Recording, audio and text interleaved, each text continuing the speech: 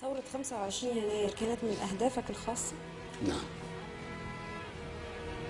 هدف خاص يخصني جدا. في إيه؟ في إثبات إني ما ضيعتش عمري سودها.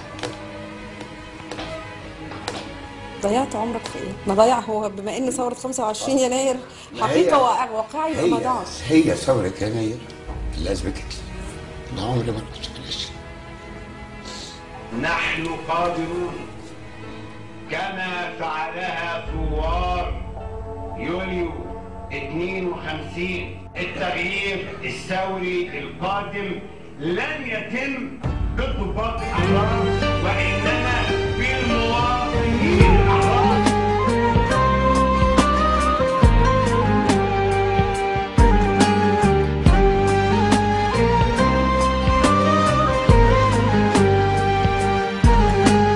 جدع بلا جاه مرسى الهموم قلبه دايما يقول الآه والذنب مش ذنبه.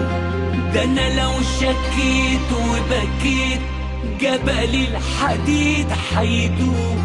الأولى غربتي والتانية المكتوب. جرحي القديم يا غريب أنا كنت راضيبه. جرحي الجديد يا حكيم زود لها ليبه. يا أهل العرب والطرب العدل من سيده. زيدوا يا للعجب وطى وبس ايده.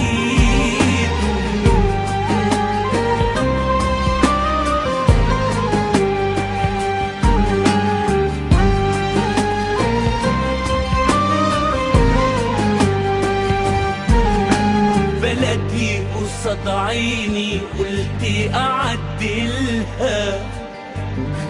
يا مربي رسيني ويا ربي عدلها. اللي عاديك تعديه وتفرجوا فنونك. واللي يراضيك تراضيه وتشيله في عيونك. يا يا يا يا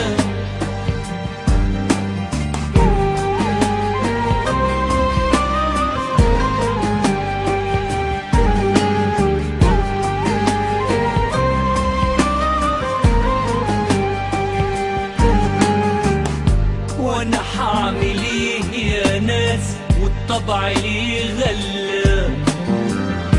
وحبيبتي بنت الناس قفلت في وشي الباب. رضيت بحكمك يا رب والصبر بزيادة.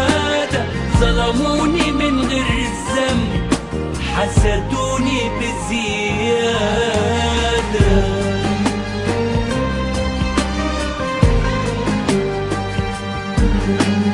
جدع بلا جاه مرسى الهموم قلبه دايما يقول الآه والذنب مش ذنبه.